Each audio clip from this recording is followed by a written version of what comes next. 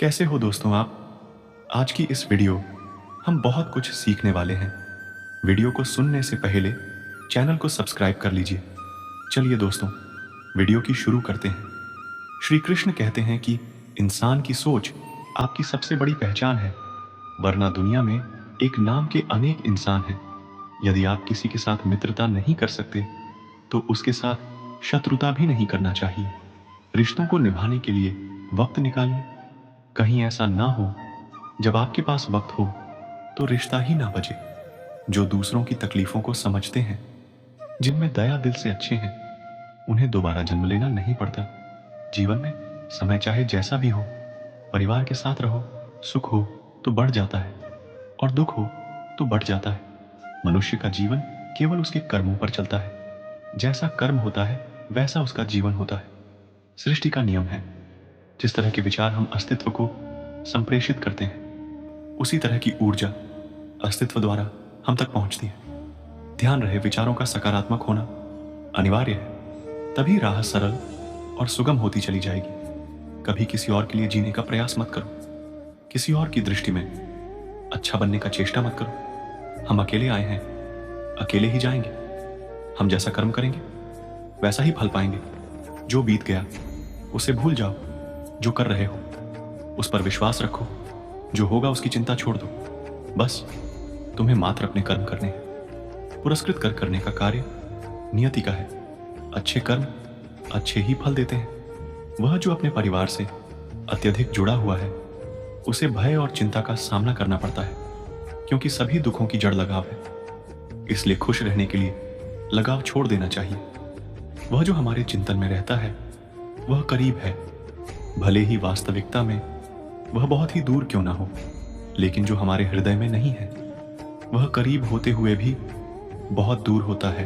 वो जिसका ज्ञान बस किताबों तक सीमित है, जिसका धन दूसरे के कब्जे में है, वह जरूरत पड़ने पर न अपना ज्ञान प्रयोग कर सकता है न धन। जो लोग परमात्मा तक पहुंचना चाहते हैं, उन्हें वाणी, मन, इंद्रियों की पवित्रता और एक दयालु हृदय की आवश्यकता होती है।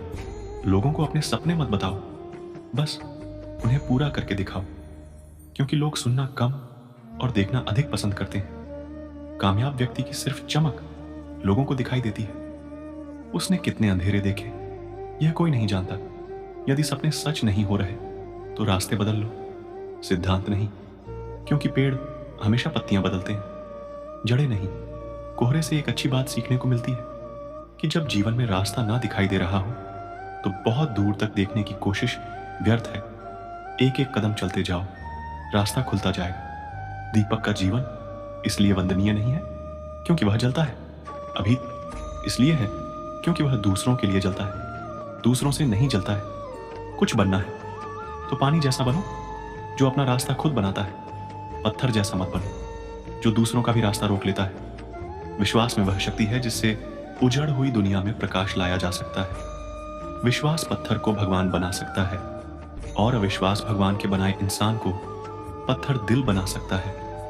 किसी की यादों में घुट घुट कर मरने से अच्छा है कि आप अपनी ताकत को अपने लक्ष्य पर लगाओ और इतने सफल बन जाओ कि एक दिन आपको छोड़ने वाला रोए।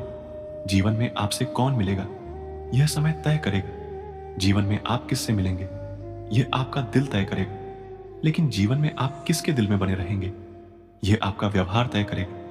इंसान को खुद की नजरों में सही होना चाहिए। दुनिया की तो छोड़िए, यह दुनिया तो भगवान से भी दुखी है। मौन रहना अच्छी बात है, लेकिन ऐसा मौन किस काम का जो आपके अस्तित्व को ही खत्म कर दे। मौन आपकी ताकत भी है और कमजोरी भी। बस आपको यह पता होना चाहिए कि कब आपको मौन रहना है और कब नहीं। समय और जरूरत बदलते ही सबके चेहरे बेनकाब हो जाते हैं। मैंने एक बुजुर्ग से पूछा, आज के समय में सच्ची इज्जत किसकी होती है? बुजुर्ग ने जवाब दिया, इज्जत किसी इंसान की नहीं होती, जरूरत की होती है। जरूरत खत्म तो इज्जत खत्म। सबसे तेज वही चलता है जो अकेला चलता है, लेकिन दूर तक वही जाता है जो सबको साथ लेकर चलता है। परिस्थितियां जब विपरीत होती हैं तब व्यक्ति का प्रभाव और पैसा नहीं, स्वभाव और संबंध काम आते हैं। जिंदगी में सही लोगों की तलाश मत करो, आप स्वयं ही सही बन जाओ। क्या पता आपसे मिलकर शायद किसी की तलाश पूरी हो जाए। जिंदगी में यह जरूरी नहीं कि हर किसी के साथ रिश्ता हो, लेकिन यह जरूरी है कि जिनके साथ रिश्ते हों वो रिश्ते सब मले रहे, वो रिश्ते अच्छे रहे।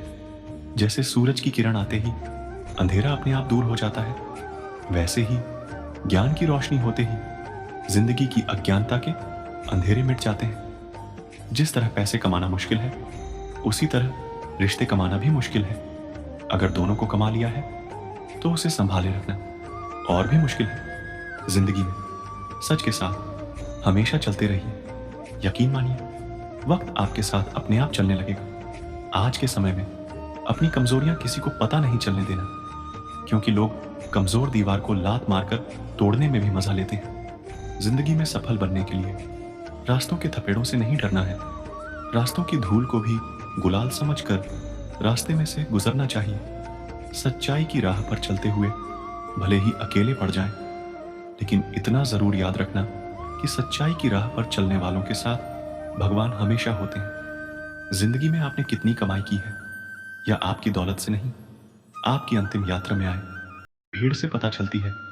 जो चाहो वो मिल जाए, यह इत्तेफाक हो सकता है, लेकिन जो मिले उसे चाहने का नाम ही संतोष है। और जो लोग झूठ और बाहरी दुनिया के दिखावे में रहना चाहते हैं, उनके लिए सच को हजम करना बहुत कठिन होता है।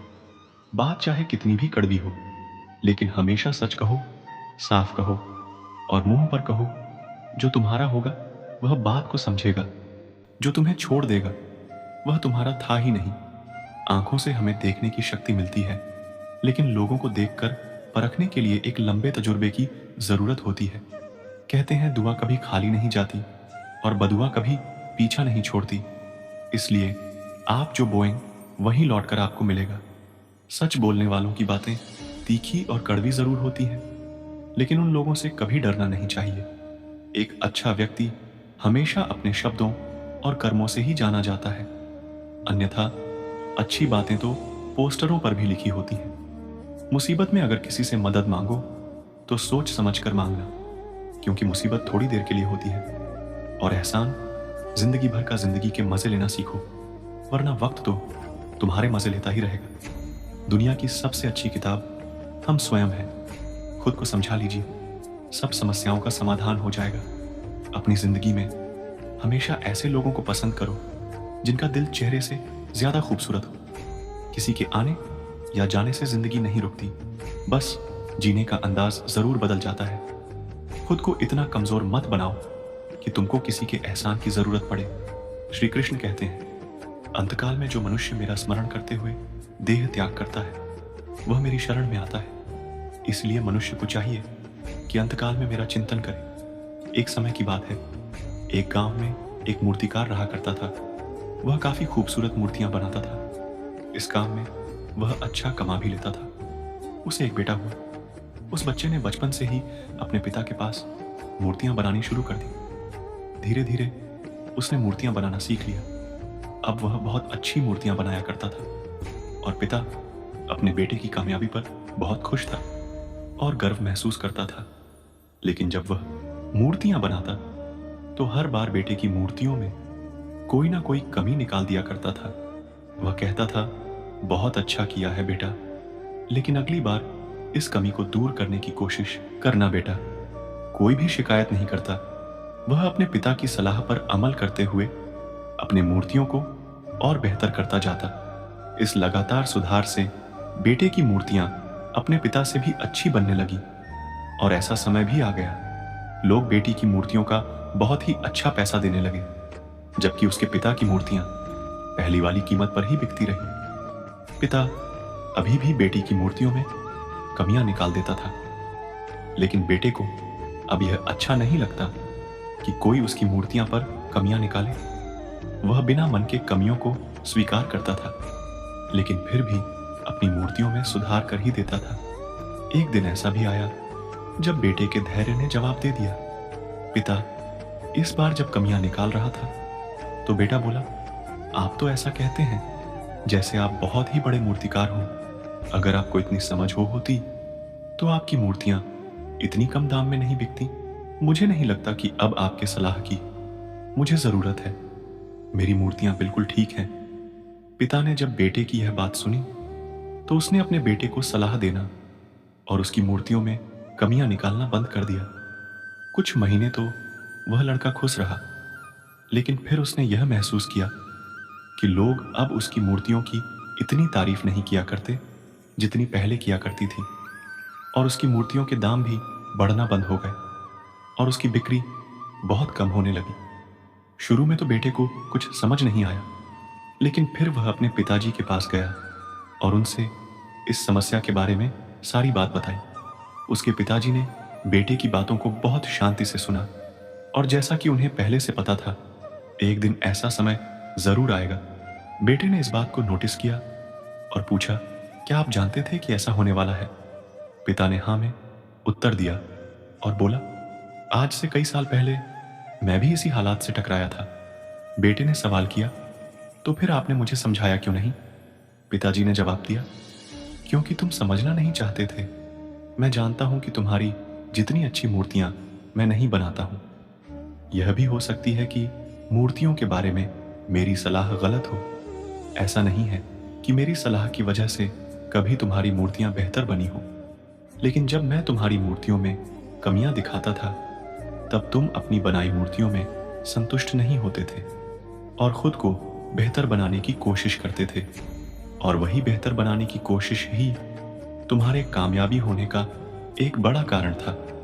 लेकिन जिस दिन तुम अपने काम से संतुष्ट हो गए और तुमने यह मान लिया कि अब इसमें और बेहतर होने की कोई गुंजाइश ही नहीं है, तब तुम्हारी कामयाबी रुक गई। लोग हमेशा तुमसे बेहतर की उम्मीद रखते हैं, और यही कारण है कि अब तुम्हारी मूर्तियों के लिए तुम्हारी तारीफ नहीं होती और ना ही उनके लिए तुम्हें ज्यादा पैसे मिलते हैं।